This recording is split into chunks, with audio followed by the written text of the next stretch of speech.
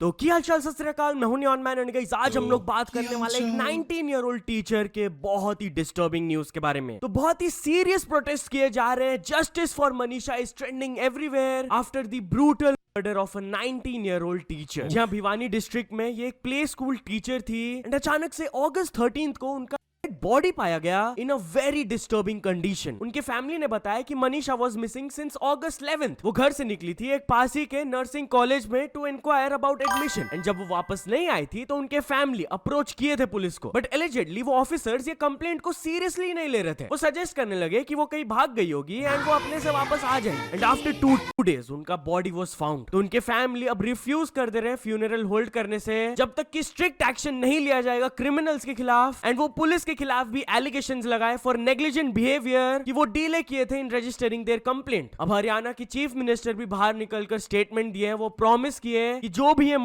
में इन्वॉल्व्ड है they won't be spared and apart from this वो वहां के एसपी एंड और 5 पुलिस पर्सनल्स को सस्पेंड कर दिया।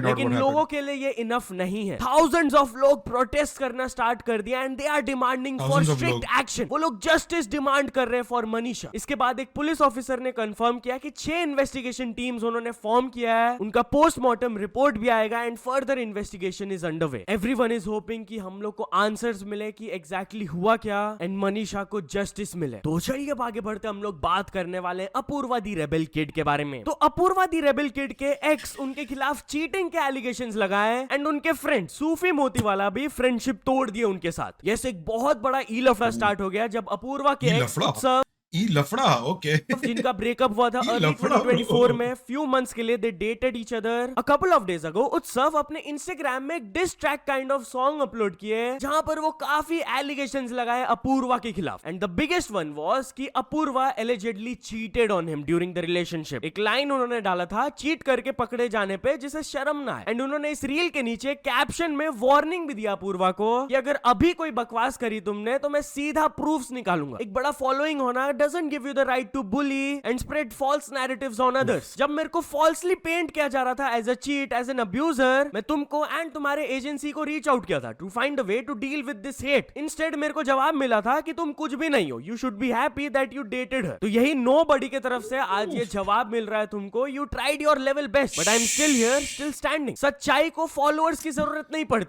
इसलिए मैं घबराता हूँ bro. It stands on its own. और एंड में उन्होंने लिखा grow up kid. Well guess what, admits this Sufi Motiwala जो कि अपूर्वा के काफी अच्छे फ्रेंड हैं, वो भी पब्लिकली पोस्ट करके बताया कि वो अपूर्वा के साथ फ्रेंडशिप को तोड़ रहे हैं। उनका एक दूसरा रीजन है, उन्होंने बताया कि अपूर्वा के फैंस की तरफ से उनको बहुत ज्यादा हेट मिल रहा है एंड वो कभी भी अपूर्वा से दोस्ती नहीं किए थे फॉर फेम। मैं अपूर्वा मुखीजा का फ्रेंड रहना चाहता था, not the rebel kid. Even जब मैं उससे जाकर रिक्वेस्ट किया था कि प्लीज अपने ऑडियंस को संभालो, उन्हें समझाओ कि मैंने कुछ नहीं किया है, बेमतलब मेरे को हेट मिल रहा है, तब उसने कुछ कंसर्न नहीं दिखाया था। एंड इसीलिए आज मैं ये फ्रेंडशिप को खत्म कर रहा हूं। इसके बाद ऑब्वियसली रेबल किड को काफी ज्यादा क्रिटिसिज्म मिलने लगा, सब लोग इस चीज के बारे में बात करने लगे एंड इनडायरेक्टली वो अपने ब्रॉडकास्ट चैनल में मैसेज डाली, I love the tea as much as you all, it's been fun. And एक और मैसेज उन्होंने डाला, life of a showgirl I guess. Anyways चलिए हम लोग बात करने वाले Elvish doesn't make much difference to me।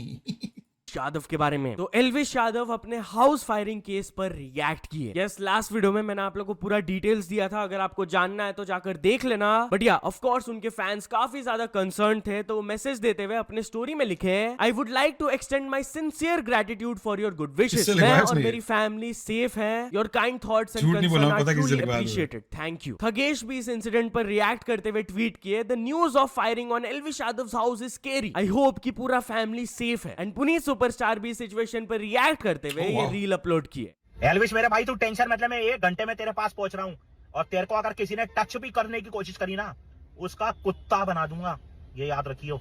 तू बिल्कुल मत डरियो, जब तक तेरे पीछे पुनीत सुपरस्टार खड़ा है, 1 घंटे में तेरे पास आ रहा हूँ मैं। तो चलिए अब आगे बढ़ते हम लोग बात करने वाले हैं इंस्टाग्राम पोस्ट के क्रेजी नंबर्स के बारे में। तो क्या ये इंस्टाग्राम पोस्ट में मोस्ट अमाउंट ऑफ शेयर्स है? वेल, जैसा कि आप ये पोस्ट का नंबर्स देख सकते हो, इट्स एब्सोल्युटली क्रेजी भाई। इसमें 3 लाख लाइक्स है, वो तो ठीक है। It has over 3.1 million comments and on top of that 95.7 million plus shares है। दीज आर क्रेजी नंबर्स भाई एंड पोटेंशियली ये मोस्ट शेयर्ड पोस्ट है ऑन इंस्टाग्राम। एंड इसके पीछे मेन रीजन है कि हर शेयर एंड कमेंट पे पॉइंट दिया जा रहा था कंटेस्ट कंटेस्टेंट को। बेसिकली एक वोटिंग काइंड ऑफ पोस्ट था ये मिस यूनिवर्स इंडिया का for the miss popular challenge, and इस कंटेस्टेंट के लिए millions and millions of comments and shares आए। बट यार चलिए आगे बढ़ते हम लोग बात करने वाले नाजिम के बारे में। तो क्या राउंड 12 के नाजिम ये इन्फ्लुएंसर को डेट कर रहे हैं? वेल बेसिकली उन्होंने एक फोटो शेयर किया था रोमन शाहरुख, जिसके कैप्शन में वो लिखे थे finally with a red heart emoji. अब उन्होंने जो ये फोटोज डाला, बहुत सारे स्पेकुलेशन कौन है ये आदमी?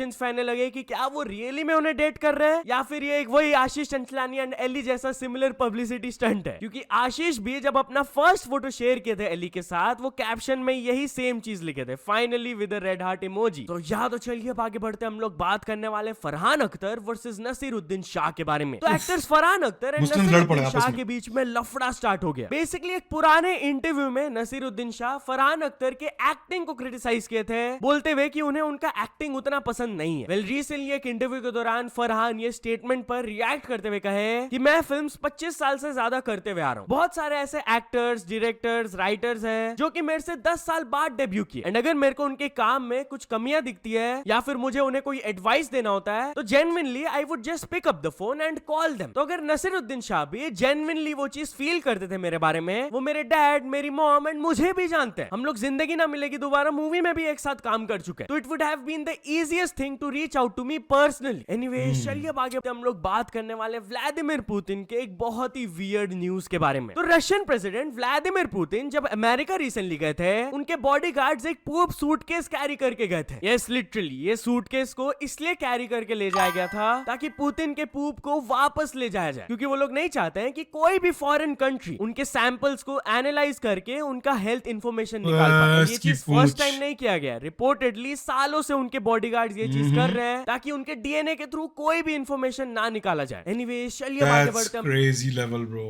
सब कुछ मजाक चल रहा होता है hunky dory when you see shit like this कि भाई they are so serious about their shit. हम लोग बात करने वाले एक इंडियन आर्मी सोल्जर से रिलेटेड शॉकिंग न्यूज के बारे में। तो गाइस एक टोल प्लाजा में कुछ गुंडे एक इंडियन आर्मी ऑफिसर को पीटे, जिसके बाद public took there revenge. Yes UP के एक टोल प्लाजा में ये इंसिडेंट हुआ जब ये इंडियन आर्मी सोल्जर अपने छुट्टी से वापस जा रहे थे एंड दिल्ली एयरपोर्ट में उनको फ्लाइट पकड़ना था। अब गाड़ी में वो एंड उनके कजिन थे एंड टोल बूथ में बहुत ज्यादा भीड़ था, उनको लेट हो रहा था, तो वो अपने गाड़ी से बाहर निकले टोल बूथ के स्टाफ से बात करने के लिए, जिसके बाद एक आर्ग्यूमेंट स्टार्ट हो गया एंड टोल बूथ के एम्प्लॉइज ये सोल्जर को थ्रैश किए, उनको पकड़ के रखे एंड स्टिक से भी पीटे। गेस व्हाट, जैसे ये न्यूज बाहर आया अगले दिन ये टोल प्लाजा को वैंडलाइज किया गया बाय द लोकल पब्लिक। लोग तोड़फोड़ मचाने लगे पूरा। नॉट ओनली दैट, 6 लोग जो इस इंसिडेंट में इन्वॉल्व थे उन्हें अरेस्ट कर लिया गया एंड एनएचएआई ने 20 लाख का फाइन भी लगा दिया ऑपरेटर के ऊपर एंड उनको फ्यूचर बिडिंग करने से भी सस्पेंड कर दिया गया। तो चलिए अब आगे बढ़ते हम लोग बात करने वाले केस के बारे में जिसमें पुलिस ने एआई का हेल्प लिया टू क्रैक इट। बेसिकली एक हिट एंड रन का केस हुआ था जहां पर एक ट्रक ने 2 व्हीलर को हिट किया था and the woman had passed away. अब ये वुमन के हस्बैंड के पास उतना ज्यादा इंफॉर्मेशन नहीं था रिगार्डिंग द ट्रक, तो फिर महाराष्ट्र पुलिस ने सीसीटीवी फुटेज को एग्जामिन करने के लिए एआई का हेल्प लिया। वो 15-20 किलोमीटर के रेडियस में सारे सीसीटीवी फुटेजेस को उठाए एंड एग्जामिन करवाए एआई एल्गोरिदम्स के थ्रू। पहले एल्गोरिदम ने सारे ट्रक्स को आइडेंटिफाई किया एंड सेकंड ट्रक ने एनालाइज किया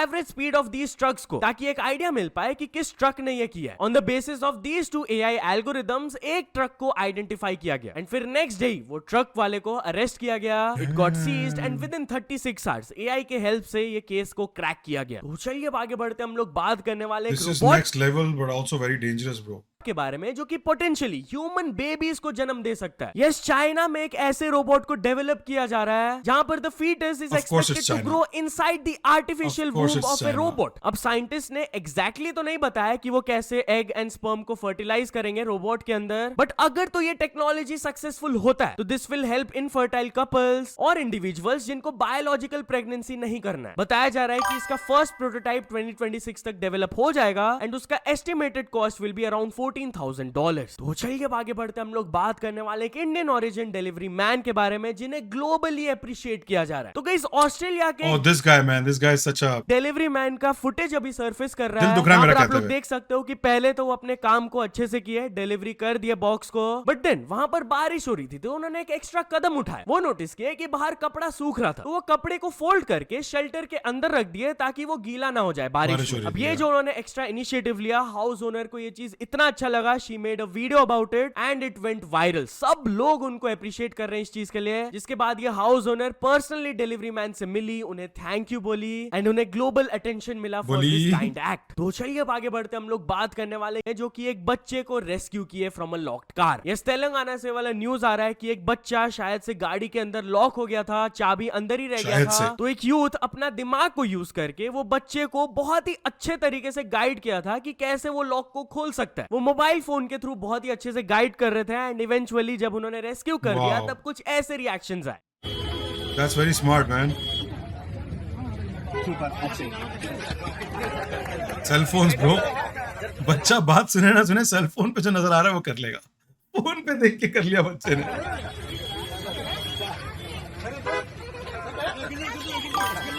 So he's too old to be a fucking idiot, man. This kid. Come on, man. चलिए अब कुछ अचीवमेंट्स के बारे में बात करते हैं। तो फर्स्ट ऑफ ऑल इंद्रेश इस लाइव ने कंप्लीट कर चुके हैं 100 के subscribers. Then x minor 1M ने कंप्लीट कर चुके हैं 1 मिलियन सब्सक्राइबर्स। फाइनली एरिक इस लाइव ने भी कंप्लीट कर चुके हैं 1 मिलियन सब्सक्राइबर्स। सो मैंने अच्छा, आखिरी वाले में नहीं करता भाई, ये आखिरी वाले में नहीं करता। 1 मिलियन सब्सक्राइबर्स। तुम्हें क्या लगा मैं फिर से करूंगा? नहीं, ये आखिरी वाला है, इस पे मैं नहीं करता। Congratulations to all of them। तो चलिए अब एक इंटरनेशनल स्टोरी के बारे में बात करते हैं। हम लोग बात करने वाले मिस्टर बीस्ट वर्सेस निके30 के बारे में। तो स्ट्रीमर निके30 मिस्टर बीस्ट के टीम वाटर डोनेशंस को काइंड ऑफ क्रिटिसाइज किया एंड उनके तरफ से फिर रिएक्शन आया। बेसिकली निक पॉइंट आउट करके निक क्या स्ट्रीमर जहर के पहले ने पहले से क्रिटिसाइज किया हुआ भाई? मेरी न्यूज़ कहाँ है? Where's my fucking news bro? बताया कि मिस्टर बीस्ट जो क्रिएटर्स को रीच आउट कर रहे हैं डोनेशंस के लिए बहुत ही बढ़िया है, बट उसमें एक इशू भी है कि जब ये क्रिएटर्स बड़े बड़े डोनेशंस करते हैं तो हेडलाइंस में उनका नाम नहीं आता है, हेडलाइंस में मिस्टर बीस्ट का नाम आता है। हेडलाइंस क्रिएट किए जाते हैं कि मिस्टर बीस्ट ने $10 मिलियन रेज किया, उस क्रिएटर पे अटेंशन नहीं जाता है जिन्होंने एक्चुअली डोनेट किया। तो इस पर मिस्टर बीस्ट का है कि जब सोफी रेन ने डोनेशन किया था तो हजारों ट्वीट्स किए गए थे उनके लिए and I also do my best to promote those people जो कि बड़े डोनेशंस कर रहे हैं। Without creators team water is nothing. And Sophie भी मिस्टर बीस्ट से एग्री करते हुए कही कि वही ये पूरे चैरिटी को पुट टुगेदर किए एंड ऑफ कोर्स उनको ही मोस्ट रिकॉग्निशन मिलेगा ना। लोग कुछ भी एक बहाना ढूंढते हैं not to be charitable. Also Mister Beast unnecessary hate पर भी रिएक्ट किए। बेसिकली एक स्ट्रीम में जब वो $12 मिलियन रेज किए थे and he tweeted about it, तो उससे रिलेटेड एक ट्वीट बहुत वायरल चल गया था जहां पर लिखा हुआ था mister Beast is genuinely one of the most evil people alive today, I mean that. And ये ट्वीट में 60 मिलियन प्लस इंप्रेशंस आए भाई। तो ये चीज उनको अच्छा नहीं लगा। वो इसके बारे में कहे कि मैं $12 मिलियन